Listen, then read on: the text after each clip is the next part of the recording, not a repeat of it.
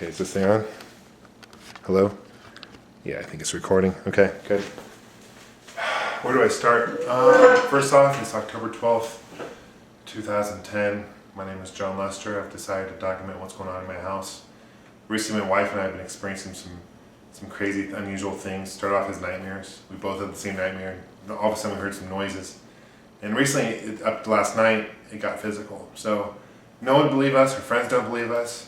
And I decided to put cameras around the house. In fact, here she is. Here's my wife. Hold on, let's talk to her, see what's going on. What is that? Hey, babe. What's going on?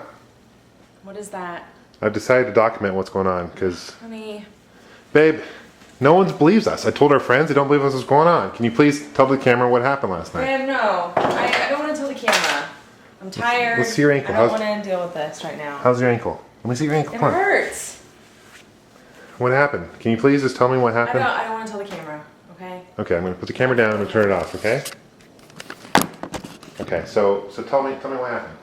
Babe, you know, you were there. I know, but it was crazy. It felt like a dream. Come on, It was seriously. like 2:30 in the morning or something. Someone pulled me off the bed.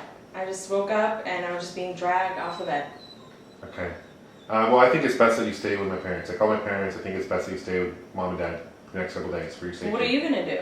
I'm going to stay behind here. I have cameras in the house. I'm going to document it. I'm going to stay here and document it. Because no one believes us. We got to get on camera. We got to catch things on camera. Babe, I don't know. Okay? Alright, I'll pack my bags. Alright, appreciate that.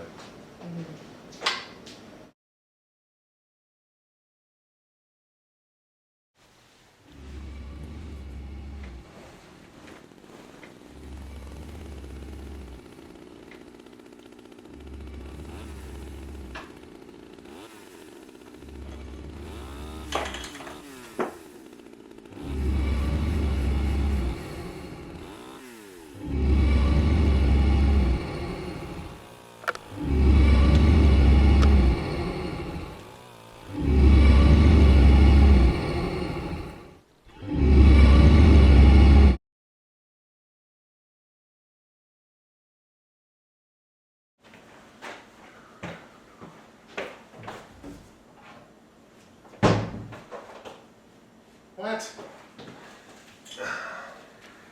How did this get here? That's weird. Alright, let's try to call. So I'm on my phone here.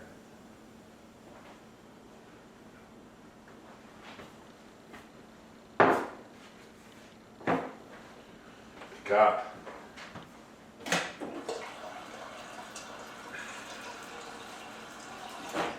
Hey Chris, this is John. I've left you a couple messages before. I am calling in regards to some really weird activity going on in my house. My wife and I have been experiencing. It's really important that you call me back at your earliest convenience. I understand you're out of town, but it's weird. I can't explain what's going on. I understand you kind of might be able to help me out. So give me a call and I'll talk to you soon. Thanks, Chris. Take care. Bye.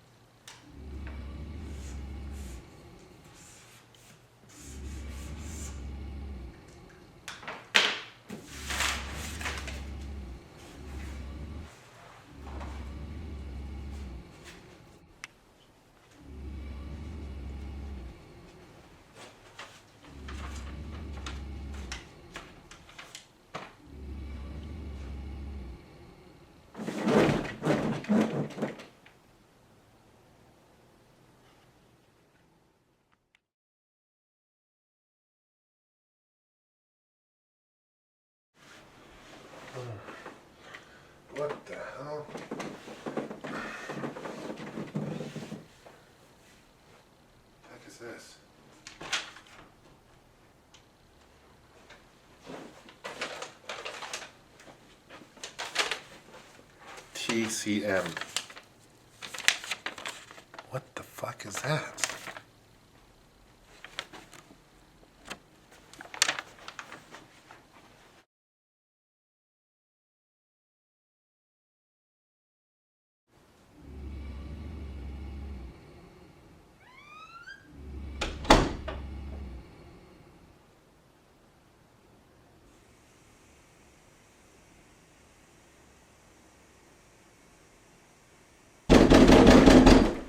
Hell? Fuck. Oh my god. What the hell was that? Oh my god. Laura? You home? Ben? The hell did King putting the shower door on? What does that say? T C M. Oh my god, look at that right there. Crazy, what the fuck is going on? Oh my god, what's going on? Oh my god, Laura!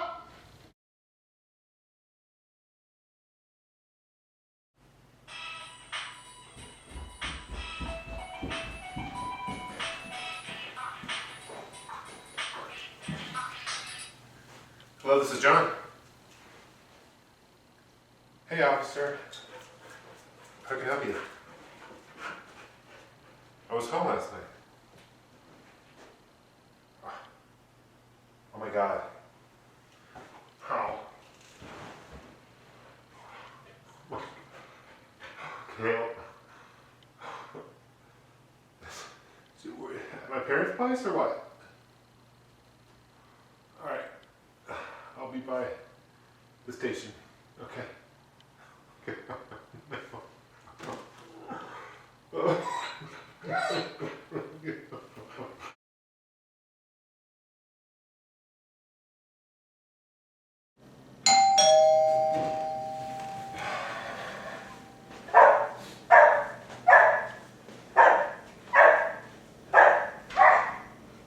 Chris, come on in. Hey, John. Thanks for coming. I've been trying to hold you for a long time now. Yeah, I apologize. I've been traveling out of the country quite a bit. I heard about your wife. My condolences. Did you hear about how she died? No, I just heard that she passed away. She, man, they found a chainsaw to her head. What's wrong with the head? Chainsaw. Cops called me, they thought it was me. I was home all that night.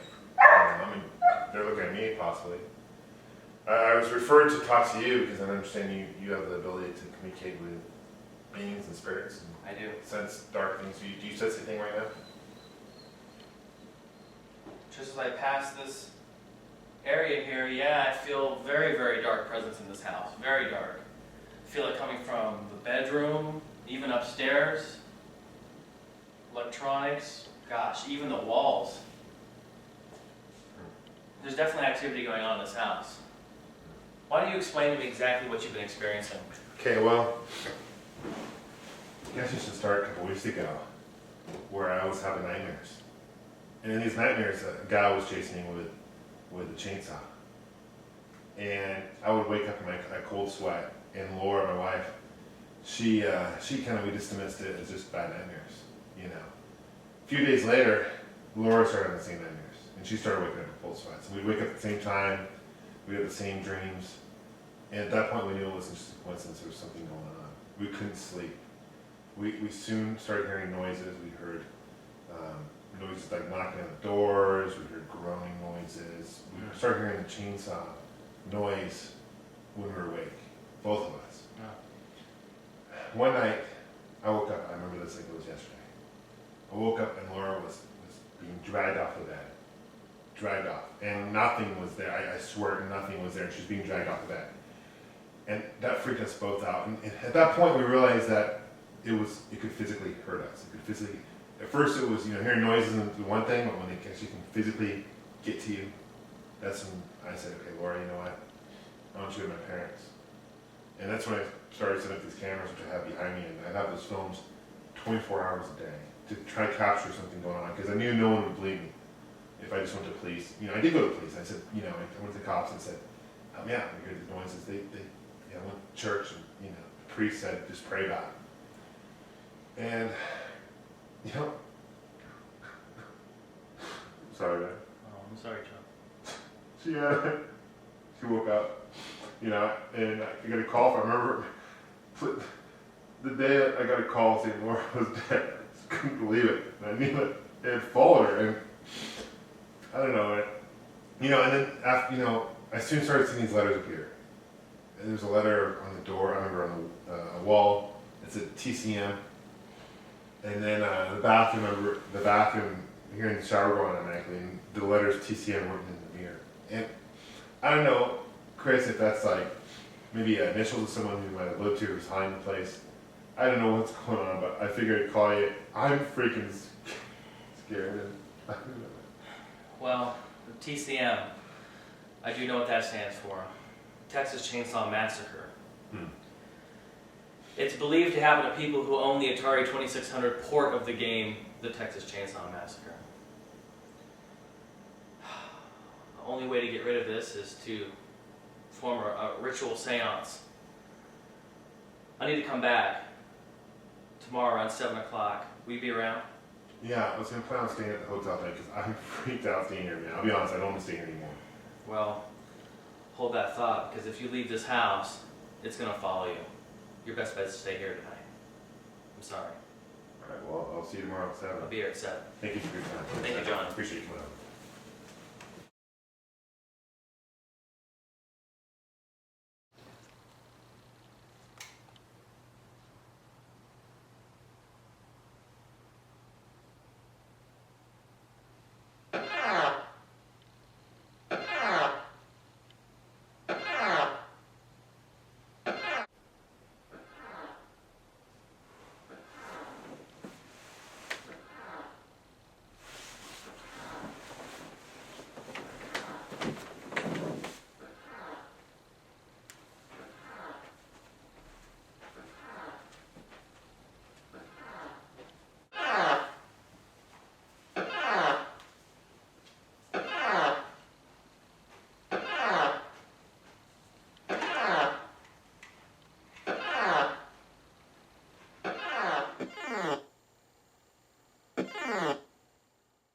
Here we are with Texas Chainsaw Massacre, released in 1983 only on the Atari 2600. This game is based on the cult classic movie Texas Chainsaw Massacre, which was released 9 years earlier in 1974. Probably wondering to yourself, why would they wait 9 years to release a video game based on the movie? Well, there's actually a couple answers to that question. The most obvious is, in 1974, all the systems out in the market were pretty much pawn clones, and it wasn't until 1977 that the Atari 2600 was released. In fact, in 1983, Atari had just recently lost a lawsuit preventing third-party publishers from releasing unlicensed and unofficial games for the Atari 2600. Charles Band had owned an independent home video distribution company called Wizard Video. He had produced horror classics like Puppet Master, most recently Ginger Dead Man, and he saw this as an opportunity to create games for the home market. So he created Wizards Games to do so. Now keep in mind that video games were really targeted toward kids primarily. So bring, quote, adult video games to the home market was a huge controversy. In fact, most retailers didn't even carry this game in the stores, and if they did, they carried these games behind the shelf. The Texas Chainsaw Massacre is loosely based on some real events on actual serial killer in Wisconsin. The game itself is actually pretty unique because it's one of the first situations where you actually play as a murderer, Leatherface. The plot of this game is very simple. Teenagers have stumbled upon Leatherface's property, and it's your job as Leatherface to kill them before they escape.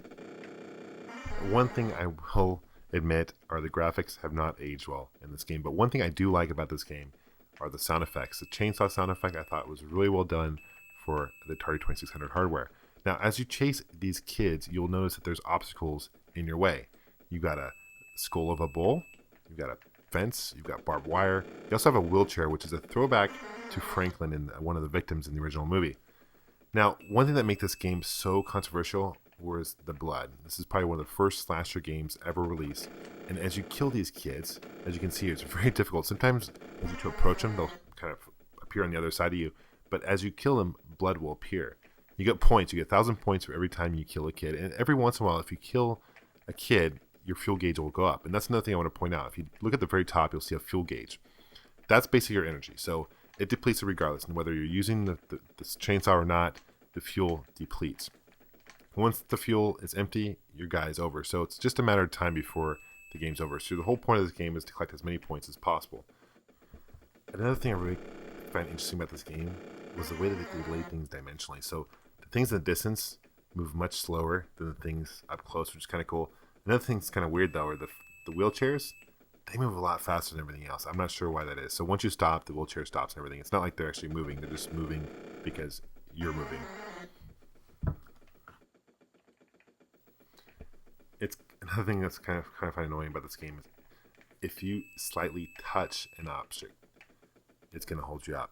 And the only way to get out of that really quickly is to use fuel and cut your way out, or you can wait and it disappears, but while you wait, your fuel still depletes and the kids can get away. As you can see, here I am approaching, trying to find a teenager. I found one, and bam, a wheelchair hits my top of my hair, and it stops me, and then the teenager gets away. So that's kind of annoying, and here they are. Now, once you get 10,000 points, things move much faster, and the game progressively gets harder and harder as you go.